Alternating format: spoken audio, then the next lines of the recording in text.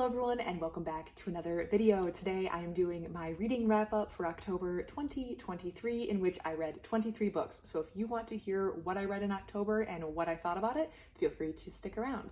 Also, apologies in advance for the tea and the itchy nose. I have a cold of sorts. It's been going on for weeks and I'm just gonna have to deal with it because otherwise I would never film. Reading wrap up, October 2023. So just a brief touch of my statistics. In the year 2023 to date, I have read 227 books out of my total goal for the year, which is 250 books. Yes, I am a very avid reader. Also, I get a lot of my books from the public library and they have all since been returned, so I don't have much to show you, but I do have reviews of these books up on my channel if you want to see the covers and what they look like. In the month of 2023, in the month of October, starting off strong, I read 23 books. Of those though, I read 2 books that I would classify as personal, so I do not review books that I read for personal development, travel guides for places I'm going, books I read in a different language, books that I'm just using as study guides, like maybe a grammar book for a language I'm learning or a new skill I'm trying to acquire, so I just cut those out. So even though I read 23 books, in reality I'm just going to be talking about 21 books because 2 books classify or fall into that category of books that I just don't review or talk about because they're not relevant in my opinion. So I read 21 books that are worth talking about. Let's talk about what I read this month. And I'm going to do this by classification or by grouping, and then we can talk about the books I liked, the books I didn't like, and how I feel about the upcoming November. First of all, out of the 21 books I read, I'm going to talk about manga series. Manga series are either hit or miss. If you like them, you probably want to listen to a lot of reviews on them. But if you don't like them, then watching 36 book reviews on different manga series is going to be incredibly boring.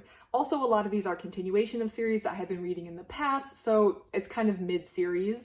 One of them was a reread. I reread City Volume 1 by Keiichi Araue. I want to restart this series because I only got to Volume 3 on my initial read-through, and then I just lost track of that series, so I want to reread it. So I got Volume 1 out and I reread it. I didn't review it this time around because I already had a review on my channel for City Volume 1.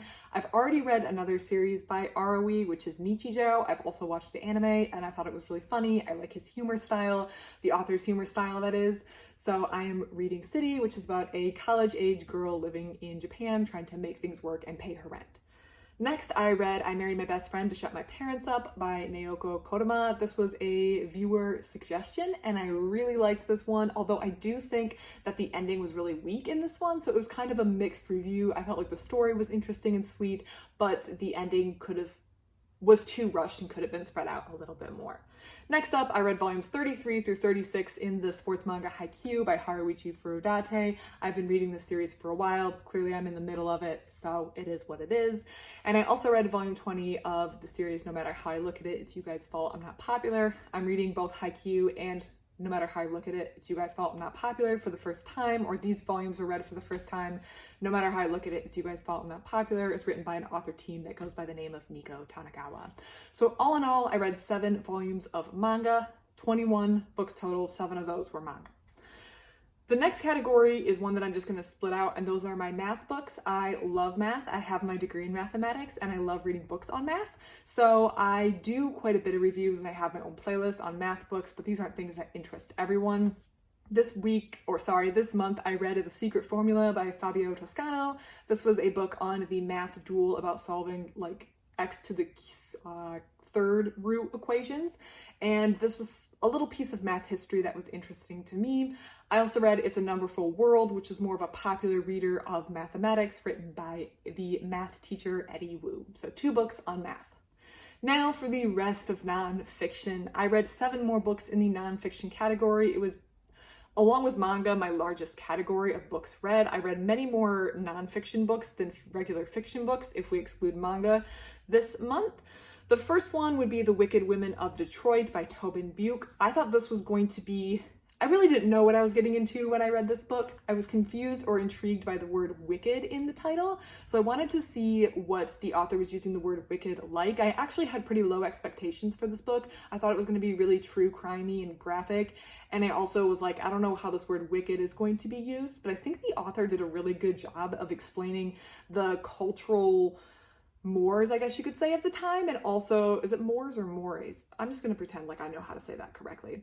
And also explaining how women could utilize the fact that they were women to kind of get away with crimes, as well as talking about a really wide and unique variety of crimes. I really liked reading the scams in this book and how there were unique opportunities to pull off scams in the 1800s and early 1900s. This was much better than I anticipated. I actually gave it a 4-star, and I did not expect it to rate that highly. That was Wicked Women of Detroit by Tobin Buke. The next one was a book with pencil drawings, and that was Michigan Barns, Etc. by Jerry Davis. This was really local history, like hyper-local history. The man just went around and drew barns in Michigan, which is a Midwestern United States state, and the barn drawings are really cool. The little stories were interesting. Overall, I just didn't know what I was getting into with this book either, but it wound up being a pleasant and enjoyable read. And if you enjoy art, if you enjoy pencil drawings, if you enjoy super local history on people farming, I guess, then Michigan Barns, Etc. might be a good book for you. The next book I read was Japanese Yokai and Other Supernatural Beings by Andreas Marx. This was a book on supernatural beings in Japanese mythology. It was not written with an academic slant, I would say. It was written with more of a focus on the art of Japanese yokai and how these animals or how these supernatural beings appear in art in Japan. And I loved it. This was great. I've already requested it for Christmas from my parents who were asking me for my Christmas list earlier this month. And I loved scanning through it. I have a number of artists whose names I wrote down from this book because I want to get books specifically of those artists because I liked their art style. I think it was clear, it was comprehensive, it gave a lot of interesting information without being too academic. It was just a really good and enjoyable read, and I loved it. Probably one of my favorites. I have read something else by Andreas Marx. I read, I think it was Andreas Marx. Actually, I should stop now before I give wrong information. I think I've reviewed other books by Andreas Marx, a book called Japan Journeys, but don't quote me on that. The review of Japan Journeys is on my channel, and I remember that book, and I remember liking that book, but I do not remember if the author was Andreas Marx. But it may have been, and that was the author of Japanese Yokai. The next book I read, nonfiction, was a book on nighttime and astronomy photography, and that was The World at Night by Babak Tefreshi. This was a really fun book to just browse through and look at nighttime sky photography. Don't have a personal interest in nighttime sky photography, at least doing it, but I have a strong interest in looking at beautiful pictures taken by other people, which is what this entire book was, and I loved it. I thought it was great. I would love to browse through it, and if you're looking for a gift for a photography lover in your life, this may be the book for you for the upcoming holiday season. Again, The World at Night by Babak Tefreshi. Next up, I read Mother Tongue by Jenny Nuttall. This was a book that talked about the etymology of various words associated with women's bodies, women's lives, experiences that women have, and I thought it was a really, really interesting and well-done book. The topic was kind of artificially narrowed. I feel like the author wanted to talk about let me back up. I just wanted to read about etymology of certain words after reading the book Language and Danger in September, so I got this one out. I did not particularly care what subset of words were being analyzed for etymological reasons, but this one, Mother Tongue, did the job and was very interesting. That's what I'm trying to say. Next up was The Making of Handel's Messiah by Andrew Gaunt. This was just a book about how the oratorio, The Messiah from Handel, was written. It was just kind of a fun little piece of music history written for the average person to read and enjoy. And I read it and I liked it, and that's basically all there is to say about that one. If you're interested in learning about The Making of Handel's Messiah, The Making of Handel's Messiah by Andrew Gaunt might be the one for you. I also do not know if I'm saying his last name correctly. It's G-A-N-T. Finally, we have the one I read for Halloween, which was Shapeshifters, A History by John Kachuba. This was just a book on the treatment of shapeshifters throughout history and how they've appeared and how they appear in our modern literature. This was a book that was just under 200 pages, and when I checked it out, I was like, this will be a fun introduction to shapeshifters. But then it wound up being really good, and I wanted it to be longer than more of an introduction. I actually wanted it to be like 400 pages long, so I was pleasantly surprised with Shapeshifters, and I highly recommend. Finally, next, I should say, we're going into the fiction category. So I read, if we cut manga out because I'm leaving manga in a separate section, I read 5 pieces of fiction overall. 3 of them were actually part of my Hugo Award reading challenge. The first one was The Jewel of Boz, which was a retro Hugo for the year 1945. This was by Lee Brackett. I liked it. It was fine. It was a short story. It was like 45 pages. It wasn't much. I read it in a sci-fi collection, but I actually have also now read The Long Tomorrow by Lee Brackett, and I like The Long Tomorrow better. But The Long Tomorrow, and that was another one that I read in October. So The Long Tomorrow by Lee Brackett was the one that I read next, and that one was much better in my opinion by Lee Brackett. That was the novel length, and I feel like the author really got her writing flow going in that one. That one was a true masterpiece. I have the review for both those on my channel, and I also have my review for the third one that I read. This was Hawk Among the Sparrows by Dean McLaughlin. I also enjoyed this one. It was a short story. It was in a science fiction collection. I liked the concept behind this one. It's where a modern to the 1950s warplane gets dropped into World War I France. Of course, they don't know it's World War I. They just think it's the Great War. They don't know there's going to be number 2 coming. And he's trying to make do with this more modern spacecraft in World War I. You think it would just dominate, but of course there's all sorts of problems and things to keep in mind. So I really liked Hawk Among the Sparrows. I feel like the Hugo Award section this month did really well, in my personal opinion. Finally, our remaining fiction, I read 2 pieces of just other types of fiction. The first was a cozy mystery, Murder is a Piece of Cake, which was number 2 in the Baker Street Mysteries series. This was by Valerie Burns. I listened to number 1 as an audiobook, and now I'm on number 2. I really like cozy mysteries. I read the occasional one, and I feel like Valerie Burns is just an above average writer when it comes to cozy mysteries. So I really liked this one, and I'm ready to read book 3 when it comes out. And the final fiction book that I read was Vera Wong's Unsolicited Advice for Murderers by Jessie Q. Sutanto. I read Dial A for Aunties by Jessie Q. Sutanto for my book club earlier this year, or maybe late last year. I read that book within the last year, I want to say. I liked Dial A with Annie's. I felt like there was funny moments, but I feel like the romance, in my opinion, got in the way too much. Someone just opened the door. Sorry. But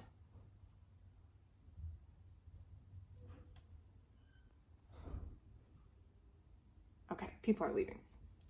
But I felt like I would like the book more if there wasn't as much romance in it. So I wanted to read this one because I felt like there was going to be less romance in it. Sorry, people opening the door just confused me. So this book follows Vera Wong, who's an older woman who lives alone in Chinatown, and she comes downstairs to her tea house one day to find there is a deceased man. The police think it's just an accidental death. She thinks it's a murder, and she decides to figure out who the murderer is. So both of the other fiction books I read this month were mysteries, but I did like them. I enjoyed both of them. I feel like Vera Wong's Unsolicited Advice for Murderers is a much better representation of her overall writing style, or I felt like it was a better version of her writing style than Dial A for Annie's, but that's because I dislike romance really in my books, or I'm very picky about the kind of romance I like in my books, so I felt like this one was a lot better because there was a lot less romance. Although I do wish the narration focused more on Vera Wong instead of other characters. You can read or listen to my full review of this book on my channel as well. Now let's go into the best and the worst. The best this month were, I would say 3 kind of made my top cut. Japanese Yokai and Other Supernatural Beings by Andreas Marks. Obviously, I've requested to own a personal copy of this. I loved this book. I just felt like it'd be a great book to have on hand and for a collection, and the art was so good, so I really want to get a copy of this one. Also, Shapeshifters, A History by John Kachuba. I already talked about this, but I wanted it to be so much longer because I just enjoyed it so much. So obviously that one was an easy favorite. And finally, The Long Tomorrow by Lee Brackett. I feel like that work very clearly expressed why the author has the title The Queen of Space Opera. Even though The Long Tomorrow is a post-apocalyptic work of fiction, it really shows her writing style, and I really, really enjoyed it. So those would probably be the 3 top ones that I read in October 2023. Finally, on the blah side, I don't think there was anything I read this month that was necessarily bad. My style of checking out books or going to the library to get books is I never go in really with a goal or a list. I might have a book or 2 I'm trying to get, but I just wander around and pull books off the shelf. So you think there's a high rate of me pulling off books that I dislike, and I feel like there was when I was much younger, but now I've gotten really good at kind of feeling whether or not I'm going to like a book. So most books I read are by necessity a 3-star at the minimum, because I already kind of have a good feel for what I like, even though I do like to get out of my comfort zone now and then. So nothing was necessarily bad. There were some blah ones, or ones that I felt like could have been better. The first was I Married My Best Friend to Shut My Parents Up. This was the manga that I read. It was a standalone manga of a love story between two women. I feel like it just needed space to breathe. It was good, but the author was trying to cram a whole lot into just one manga volume when it really could have been like a 5 or 6 volume series. The story needed space to breathe to be really good, in my opinion, but I felt like the overall story was sweet, so it wasn't bad. It just, I felt like could have used a little bit more space in the story. The second one was one that I actually, it's weird to talk about. So it's A Numberful World by Eddie Wu, and I only say this was on my blah list because it was blah to me. I think this would be a great book, and I would recommend it to anyone who did not advance past mathematics in high school. They think math is boring, they don't really enjoy the topic of mathematics, or they don't feel like they have a lot of natural skill in the topic of mathematics. It's A Numberful World would be wonderful for these people. However, because I have received my degree in mathematics, I don't want to say I'm more advanced in mathematics, but I don't need a book to tell me very basic things about math. I do not need a book to kind of comfort me and tell me math is not scary. It's okay. Although I will say in my college degree courses, the shorter or the thinner the books got, the more scared I was of the class. I was like, this is going to be scary if the book is this thin. It's just, that was my judgment of how difficult or scary the class was going to be, was how thin the book was for the class. But I don't need a book that's kind of pop mathematics that's trying to tell me like math is in the natural world. Here's how. All the topics in the books were things I was familiar with, and while it was well written and entertaining, to me, it didn't resonate because I already knew everything in it. But that being said, I think it would be a great book to recommend to other people. So while I felt it was kind of blah, or while I felt I didn't glean much new from reading that book, I think it's a great book to recommend to other people. So I'm still glad that I read it and reviewed it. It just wasn't a book that gave new information to me. Of the 2 math books, I liked The Secret Formula better because I felt like it was introducing a piece of math history I wasn't as familiar with, even though I was a little familiar with it. Well, It's A Numberful World really gave me no new information, but just gave me a new pop math book to recommend to other people, if that makes sense. Overall, I feel like it was a very good month. If I read 23 books every single month over the course of a year, I would read 276 books, which is more than my 250 book goal. But of course, reading fluctuates from month to month. The month of October was also great hiking weather where I live, so I was outside a lot. November is traditionally rainier, colder, a little grosser outside, so I think I'm going to be reading a lot more in the month of November, so I'm excited to read this month. I have a lot lined up. I think I'm going to make more progress on my manga series. I also have a lot of books on Japanese art checked out right now, and I'm excited to read and review those and share my thoughts with you guys on those. If you have any thoughts or comments on what I read, or if you want to share what you read in October 2023, please let me know in the comments below. Otherwise, thank you so much for watching, and I hope you have a great rest of your day.